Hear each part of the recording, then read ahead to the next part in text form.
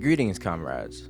Now, if you looked at the title of the video, you would know this video is about socialism.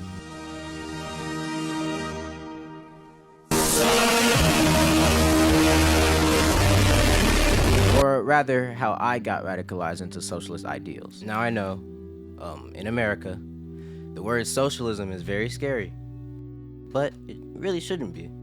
I would appreciate if you would leave all your assumptions and pre-accusations of what socialism means or what it is, and just hear me out. Okay, let's get to it. Before I talk about socialism, I would like to talk about the system we live under today in America. Capitalism. Even if you call yourself a capitalist, you should be able to admit we need major reform at the very least. So what is capitalism? Well, it's an economic structure that focuses on free markets, which was already a thing before capitalism, but I'll continue. A core part in capitalism is liberalism. And to sum it up, I'll just say liberalism is the belief in individual freedom, more or less. That sounds good, right? And I would say liberalism is the most popular and strongest in terms of political power. So when capitalism was becoming a thing, switching over from the lords and feudalism, the great thinkers of the time wondered, what economical system would allow the most freedom? Well, surely it's one that allows everyone free trade in the market. Now, I like this idea. I like a lot of ideas of liberalism overall.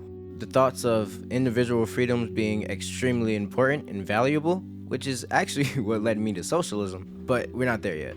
Okay, so when capitalism first started and was in its beginning phases, it was nowhere like it is now, obviously. Because today, you could become a millionaire starting from nothing, but this dream quickly fell. In my opinion, the ugly truths of capitalism started showing its head pretty early on. Things like shadow slavery, child labor, extremely unsafe working conditions, absolutely zero democracy in the workplace. And even today, in 2024, there is still no democracy in the workplace. So instead of one lord controlling all the serfs, like under feudalism, under capitalism, the corporations become the lords, and the workers become the serfs. And no, I'm not saying capitalism is just as bad as feudalism. Obviously, that would be stupid. Now, why is democracy in the workplace so important?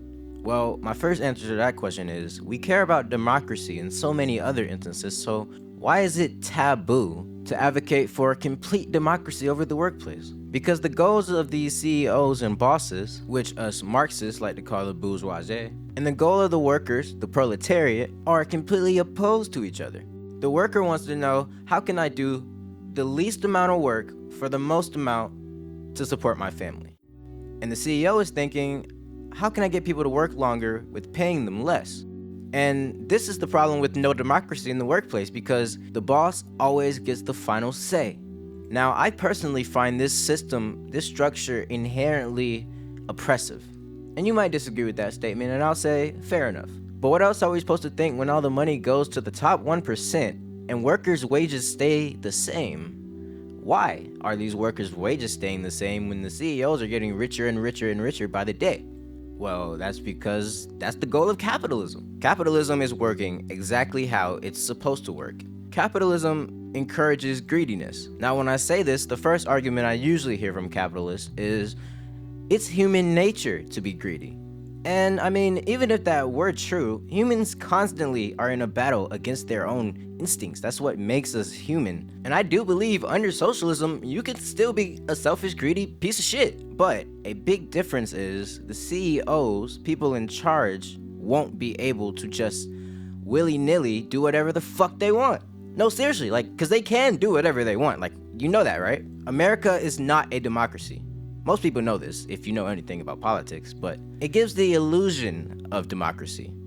With the workplace, there's not even an illusion of any type of democracy. We know if we don't show up that day our boss wants us to, we can get fired and we won't be able to feed our families. It doesn't matter.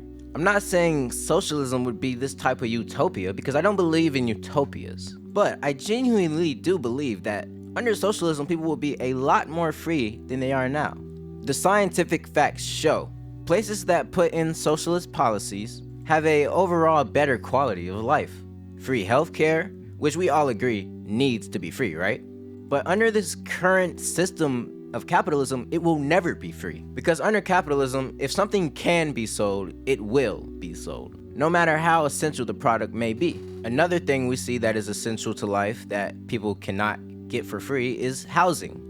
Housing should 100% be free. There is no reason that homelessness should be this high in this country. We have too much food. There's no reason anyone should be going hungry in this country. But there are millions of Americans working minimum wage just to barely be able to feed his entire family and pay the rent. Now, a core part in capitalism is to not interfere with the big business, or even small businesses, but that's less of a problem. When these CEOs are making billions and billions and billions of dollars, I'm talking about the type of money that would take you millions of lifetimes to even get close to spending it all. Why does one company or one person need so much fucking money? And the people that usually disagree with me on this point are, let's just be honest, delusional. And they believe that if they work hard enough, that they can actually get that rich one day. And in theory, you could. But the facts just tell us it's extremely unlikely. And if it does happen, well, great on you, my friend. You are the minority. Now, I will say there is a point in American history where, under a capitalist system, at the age of 20, you could get married, start a family, have your own house, live off one person's income. Now, there were obviously other factors that played in, like race, where you were born. But even back then, life was still more affordable for people of color. What changed? Well, I'll give you my answer. Now, I already said the ugly truths of capitalism started showing its head pretty early.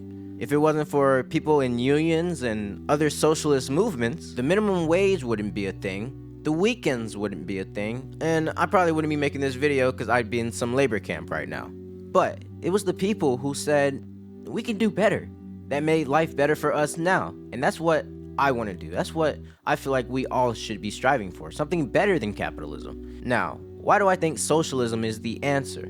A lot of people say things like, socialism would never work. Well, capitalism didn't just appear. It had plenty of trials and errors to see what's the best way to do this structure. Back then, you would have been one of those people saying there's no way we can do better than feudalism under the lords. That's impossible. It'll never work. You see how it's kind of a dumb argument. And it's basically just used so they don't have to engage with any of our actual points. So I proceed. Now, for the last part of the video, I will explain what socialism is, the best I personally can. There's definitely more qualified people that know way more of this subject than me, but I feel like the thing about politics that is cool is that it really doesn't matter about those things. Now, I'm not saying you should just listen to someone that doesn't know anything and take his word over someone that has a political science degree, or people that just spend their time overall deep into politics, because that's definitely not the case. But I'm just saying. Let me continue. Socialism is a socio-economic philosophy based on shaping wealth using institutions and economic activity for the most equalitarianism. Socialism isn't when everybody's poor. Socialism isn't not buying nice things. It's not a poverty cult. Some of the most influential socialists right now even are rich people. We're not anti-rich. I just personally feel no one needs $1 billion. That's just the truth of the matter. They're not working $1 billion harder than us. That's just not happening. They're actually working way less than us because their money makes money because of capital. Hence the name, capitalism. Now, I'm only 17 and I haven't been to college for economics. So if you want to get a better description of Marxist economics, there's plenty of socialist YouTubers you could watch. Now, this is my first video and I plan on making a lot more as I educate myself. I plan on going to college for political science, even though college is kind of useless at this point and we all know it. I'll still go for the education and hope for the best. I'm getting off topic a little bit, but in conclusion, the reason I became a socialist from a Gen Z perspective, because I see no future. No future for me, no future for my kids whenever I decide to have them, if I decide to have any. Under this current system, I don't even know if there's a future for the world to look forward to. I mean, the world will be here way after we die, but I'm saying the quality of life will go down because of global warming. Everyone knows this, unless you deny it, in which case, I don't know what to tell you. Or maybe you're a little older and you're gonna die before the effects of global warming even hit us. And to you, I say, why be so selfish and leave future generations to suffer? So, thanks for watching, comrades. I would appreciate if you liked the video. Comment, tell me if you disagree, if you agree. I love debates. I love arguments, so hit me up if you want to debate. My socials are linked in the description below, so go check that out. Go follow me on Instagram. I'll probably make a Twitter because of this, but as of now, no Twitter. But yeah, I prefer it be an actual debate though, not just like a wrestling blood sport match. I actually want to have conversation with people. Like, yeah. So until next time, thanks for watching.